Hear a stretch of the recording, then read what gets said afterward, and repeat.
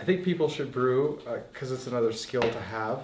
If the pandemic taught us anything, it's like nothing is sacred and nothing is guaranteed.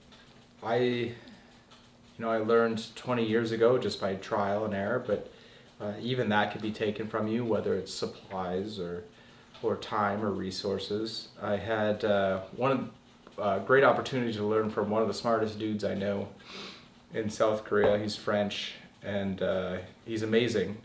He's a great teacher. He taught me about commercial brewing and I respect it, and I'm enamored. Obviously, everyone's enamored by the stainless steel tanks and the hardware and stuff. I think the beauty of the beer brewing thing is that like some people will geek out about all that, and it's great.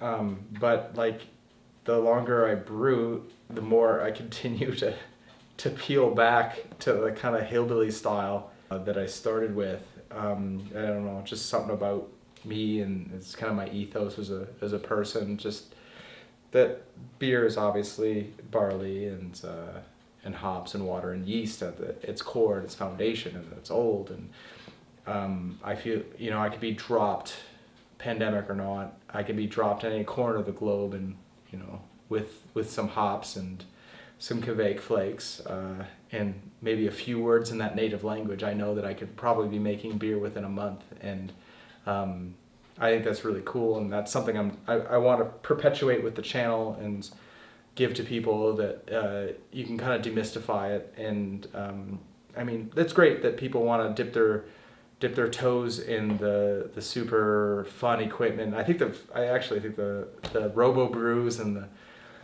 the grain fathers are great with the computers and the recirculating mashes. I think that's neat, but it's just not something I'm interested in. Everything we do around here is this manual by hand in Montana. I mean, I still drive a stick shift. I love it.